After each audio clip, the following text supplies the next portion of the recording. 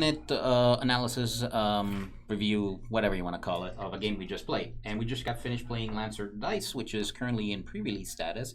Should be coming out in the middle of June for the rest of everybody. Mike, you had some thoughts on the math of the game, I think, is what you were discussing before we started rolling. Well, yeah, it's a puzzle game, but then it's resource management based on how you put things in the puzzle. And I chose to try to maximize the amount of faces I could fill in every turn by spending, well, there's a gift card that said you could spend 3 of your gifts every turn to buy the other 3 dice. Yep. 1 for 1 cost. Real quick synopsis. Basically, you roll the dice; those are your resources. It gives you more faces per turn, the maximum amount of faces per turn. Every turn you do that. I only missed getting 3 faces twice. One in the last turn when I didn't need it. I had the gifts for it, but I couldn't use the faces anyway. But it's a lot harder to do this if you are the first player, because you're going to have less opportunities to have that on every turn. Yeah, it seemed kind of weird that the first player because you can get rotate. more gifts in the 4th player position before you have to spend gifts. Yep. Because you're accumulating. So there's a tremendous. So what happens during the game sequence? The active player rolls the dice, decides which die he wants, and everybody else gets stuck with whatever die it is. But that allows you to fill in a space on somebody else's turn. And what Mike is talking about, by the time it gets to you, you effectively filled in 3 spaces. I consider the first player to be a tremendous disadvantage. And it turned out to be the 3rd position one. By a point, but yes. But I'm just saying, I was attempting to counterbalance that by maximizing the amount of faces I get through the gifts. Yeah.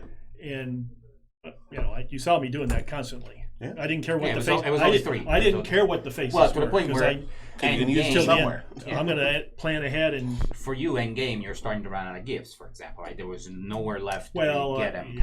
There were a couple, but yeah. But eventually, you have enough gifts, just a matter of whether you can fill them in or not. It's so I feel like the first player is at a tremendous disadvantage, and he has the lowest score. I mean, at the end of the game, that is the way it worked out. So I think there's something wrong with the turn sequence potentially in game balance in this game. Yeah, we might have played that just wrong. saying. We might have played it wrong. In other words, the first player should have every turn. He said it didn't. He read the rules. I believe him. I'm just saying, if that's the case. So I went back and I'm checking it again right now. Sure. There's still nothing about it. And we did, if you guys watched the first place, we did have a bit of a discussion about like another thing. How another function works. Yeah. With the rules, which the example, unfortunately, was a poor example to give because it's going to reinforce but it's the table.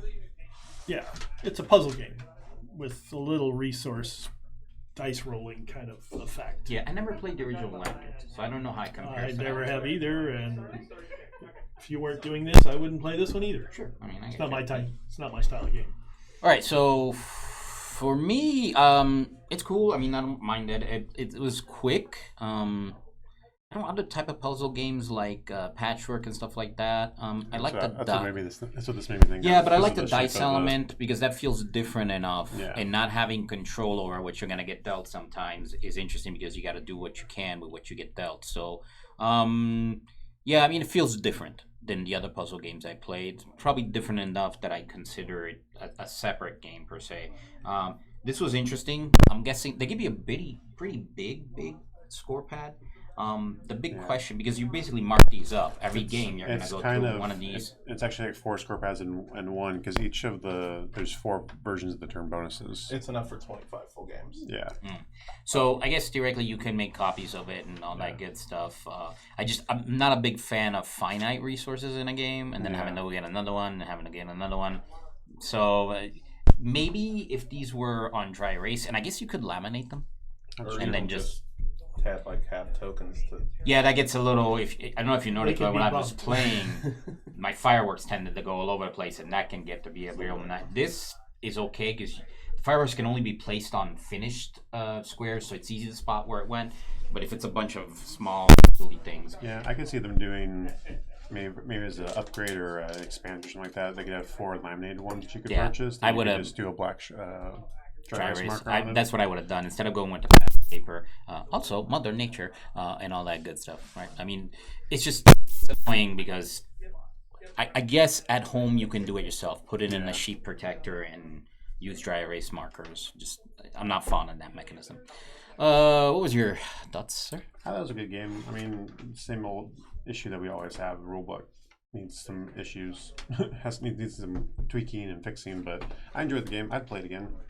Yeah, which is a shame actually because the rulebook isn't much. There's not a lot. Yeah. Once we started playing with it, it wasn't that hard to grasp the game. No. There's some puzzlement of like, where did I put this piece of that game? What am I gonna do with red? You know, what did you give me that for? But in general, the rules aren't too bad. So, what were your thoughts, sir?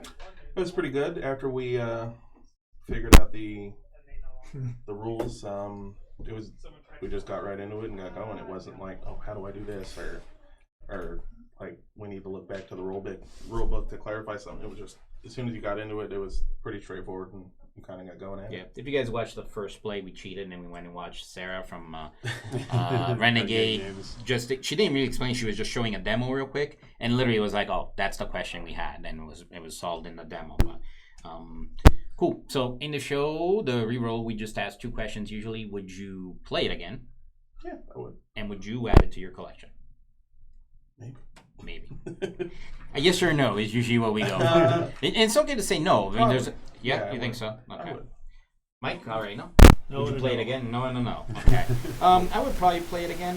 I think I would add it to my collection for my mundane friends, like people that don't play a lot of games. This is usually the demo and the show and get people in it. So the other thing I don't know with the price point, I can't imagine it's too much. So give me a second. You can give your thoughts. It's on there. $25.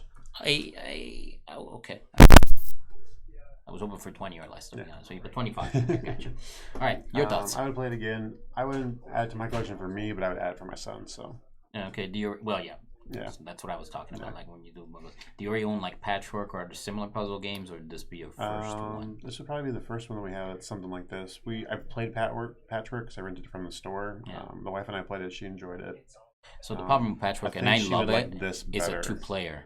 Yeah. And that's where you're stuck. And I wonder how well. So with 2 players, you do more turns. You do a lot more turns, actually, which is obvious because you're going to get less dice to fill in kind of situation. So I wonder how that pans out. But pattern recognition is usually good for kids growing up. Yeah. I'd have to look at the other score sheets. Put the synapses together. One of the things I was noticing while we were playing, red die is absolutely of no benefit to me on the score sheet at all. They're all the maps themselves. It didn't do anything for me. The maps are the same. What changes is these turn bonus sequence. Like the first one for me is an orange and then a white. Yeah, red wasn't very good for me red's the worst die to get in this game. Yeah, because it's all on the perimeter. It doesn't really do anything. Yeah. And the only thing I found with red dice was there's a lot of them out on the perimeter. I think I got one gift, and that was like it. Yeah, but I'm pretty sure this center board is always the same. The only thing it changes on the 3 different. Yeah, it was just the turn. So for the setup, each one of us with a 4-player would get an A, B, C, and D. Is that how it works? We each get a different. Yeah. Okay. Yeah. I pulled one of each off, and then just kind of did a shuffle, which was weird because it came out to A, B, C, D around the table. Bad shuffling, Twilight. All right, well, that's our thoughts, guys. Hope you liked it. If you want to check out how the game plays, it's a fairly short one. Watch our first video. And I guess that's it. Bye. Bye.